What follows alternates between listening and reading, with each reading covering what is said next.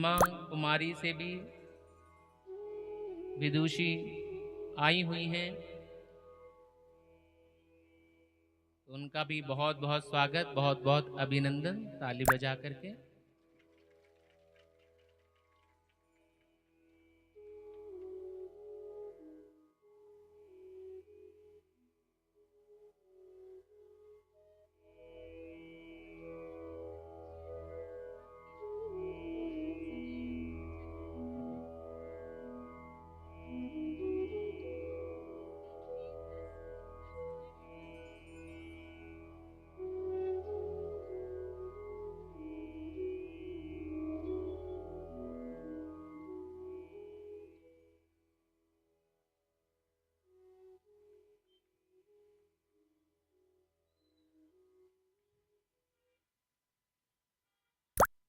ओम शांति। ओम शांति। एक बार जोर से बोलेंगे सभी, ओम शांति। बहुत सुंदर सभा दिख रहा है और सर्वप्रथम मैं भ्राता जी का बहुत दिल से पूरे ईश्वरीय विश्वविद्यालय ब्रह्मा कुमारी के परिवार की तरफ से आपका हार्दिक अभिनंदन करते हैं, स्वागत करते हैं, स्वागत करते हैं। और साथ ही साथ आपका हम बहुत दिल से धन्यवाद भी करते हैं कि आप आया नगर के प्रांगण में बहुत विगत 15 वर्षों से आप श्रीमद् भागवत कथा का लाभ दे रहे हैं।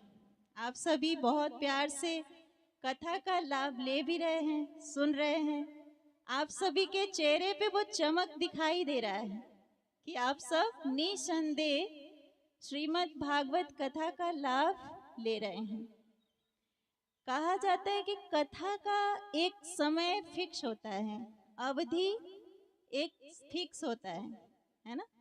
वो जैसे ही कथा समाप्त होती है, कथा सुनने के बाद हम सभी अपने अपने कार्य व्यवहार में व्यस्त हो जाते हैं। पर उस कार्य व्यवहार में व्यस्त होने के बाद जो हम वो कथा सुनते हैं, उस कथा को अपने जीवन में लाने के बजाय हम उसको भूल जाते हैं धीरे धीरे, कहीं ना कहीं। ये होता होगा, सभी को पता है इस बारे में।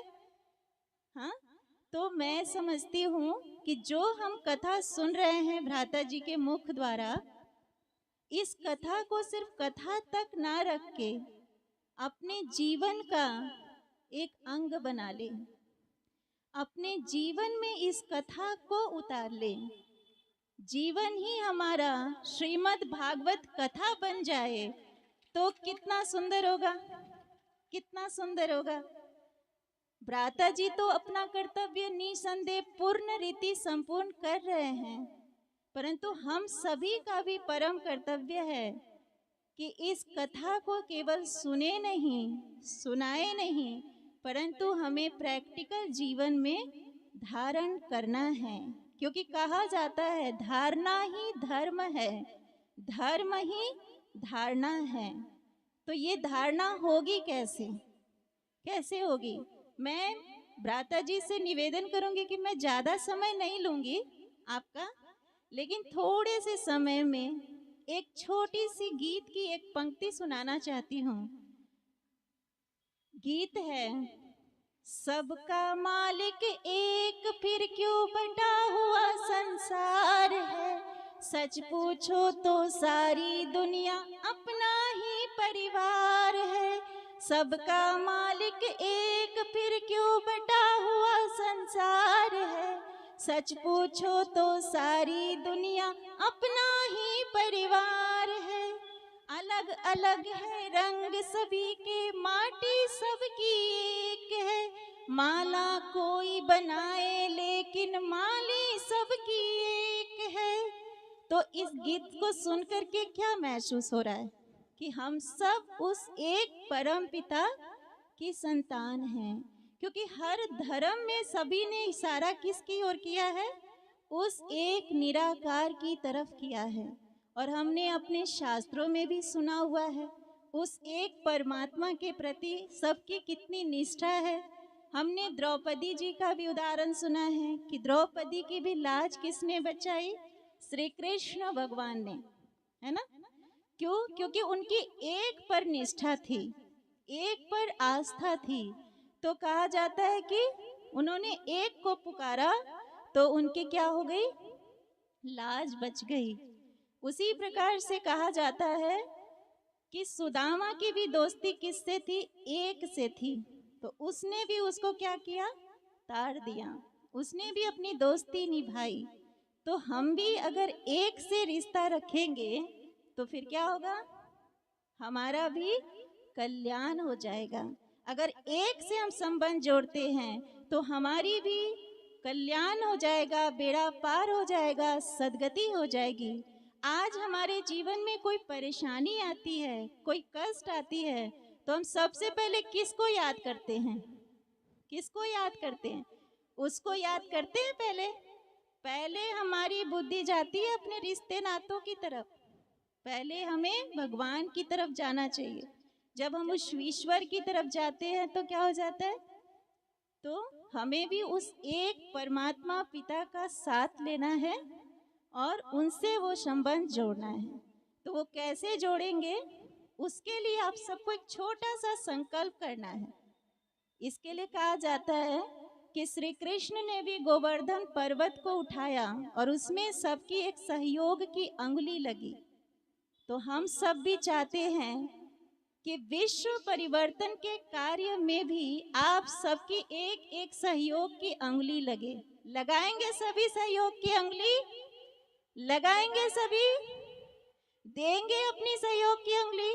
और आपको कुछ नहीं करना है, केवल वो सहयोग की अंगुली है अपने अंदर से पुराने विचारों को और संस्कारों विकारों को आहुति देनी है। यही सही मायने में सहयोग देना है। बस ज्यादा समय नहीं है, भ्राता जी ने कहा है, तो हम 1 मिनट आप सभी से वो संकल्प कराते हैं। सभी अपनी अपनी जगह पर बैठे हुए ही हैं।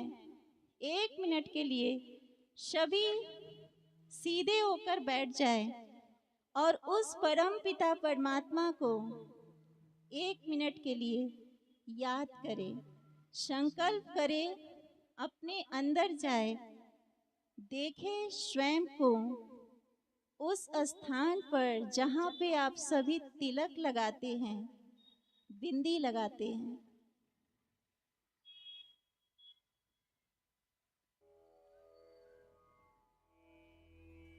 मैं परमात्मा पिता की श्रेष्ठ संतान हूँ। मुझे परमात्मा पिता ने श्रेष्ठ कार्य के लिए इस धरा पर भेजा है। तो मुझ आत्मा को निरंतर परमात्मा के कार्य में अपना सहयोग देना है।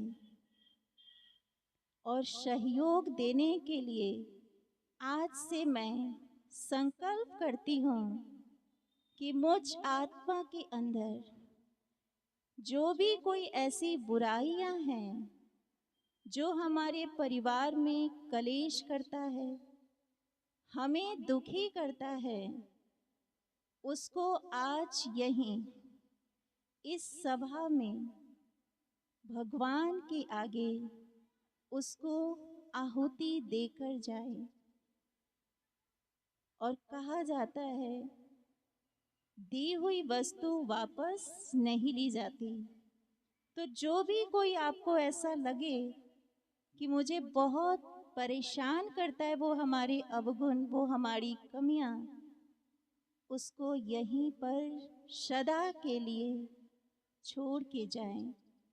और यही आपका संकल्प परमात्मा के कार्य में बहुत श्रेष्ठ सहयोगी बना देगा।